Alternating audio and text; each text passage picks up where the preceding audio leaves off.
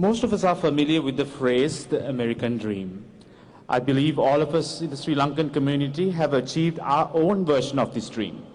However, there are several Sri Lankans amongst us who have gone beyond and achieved eminent status in the city of Houston and this great country. George R. Willy is a prominent Houston-based lawyer and founder of the immigration law firm George R. Willy PC. He served the Clinton administration as an unofficial advisor on South Asian and immigration matters during numerous visits to the White House and has continued to advise the Obama administration also. He's active in the Asian Immigration Lawyers Association, the Asian American Justice Center, and the Indus Entrepreneurs. Additionally, he serves on the board of directors for both the Houston Zoo and the Crichton Health System of the Gulf Coast region. I now invite this great son of Mother Lanka, George Willy, to say a few words.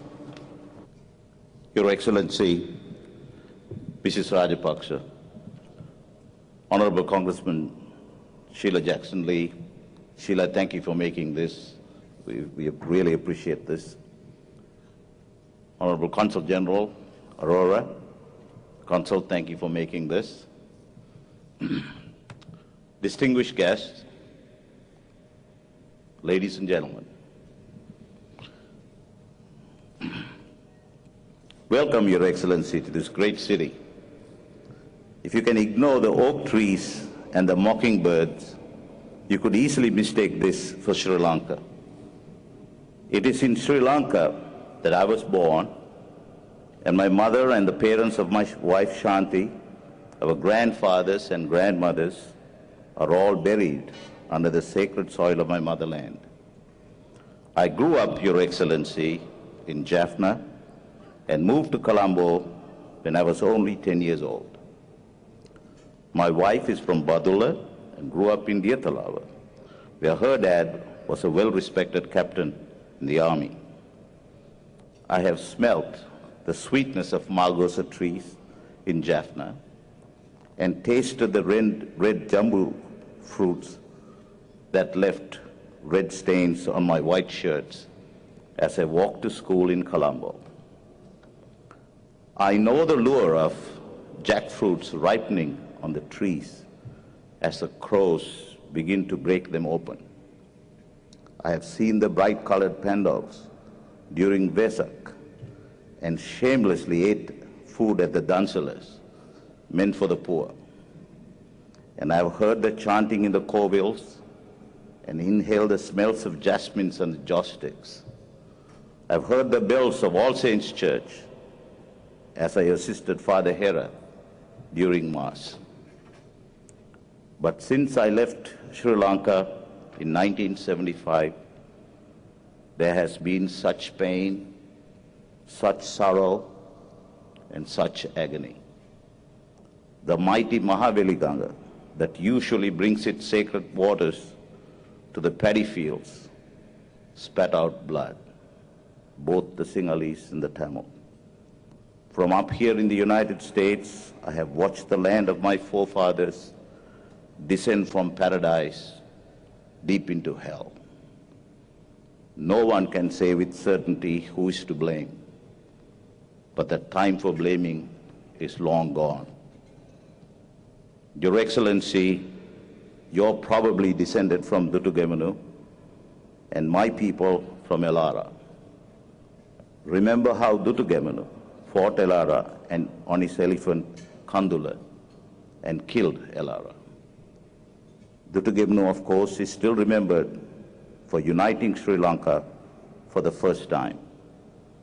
But he's also remembered for something else. After defeating and killing Elara, he built a monument for Elara out of respect for his worthy opponent.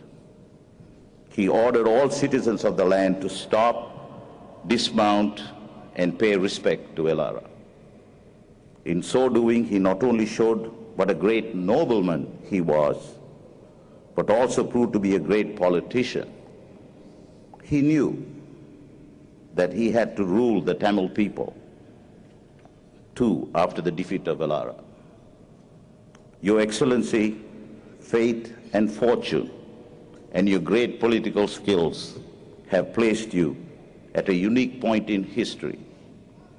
Children years to come will read in their history books that a great leader, a great warrior by the name of Mahinda Rajapaksa finally defeated the rebellion after nearly 25 years when several before him failed.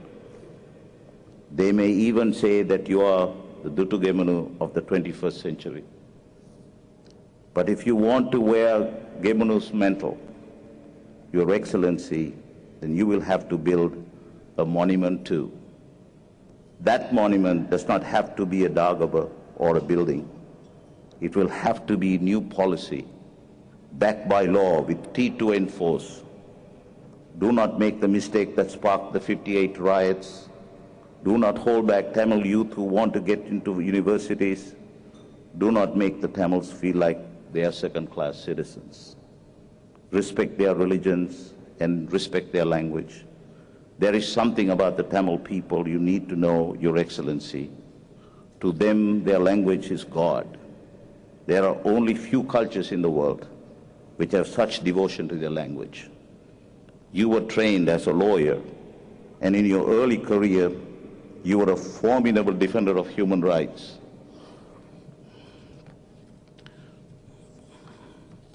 Now, you have the popularity, you have the power of a hero, like Julius Caesar returning to Rome from his conquests. No one can deny what you ask. Ask the Parliament to pass some entrenched clauses you and I read in law school when we had to study the Salisbury Constitution. If you need my help, I will give it free, like many in this audience would. The Tamil people are naked and hungry, looking for you to assure them that there is a place for them. Make sure they have one. You killed one Prabhakaran, but do not let another grow. You cannot prevent another one with swords and guns. You can only do that with your heart and wisdom. Compassion, truth, and justice you learn from the Buddha are the only weapons you will need. According to Dhammapada, Buddha said that hatred does not cease by hatred at any time. Hatred ceases by love. This is an old rule. That's what the Buddha said.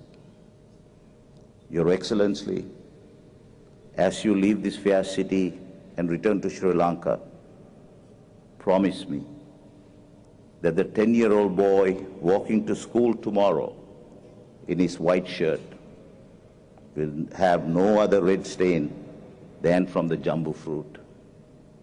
The morning crow will not open anything other than the jackfruit. That there will be nothing else hanging from the margosa tree than the fruits I smelt. Your Excellency, return us to paradise. Return us to paradise. Thank you.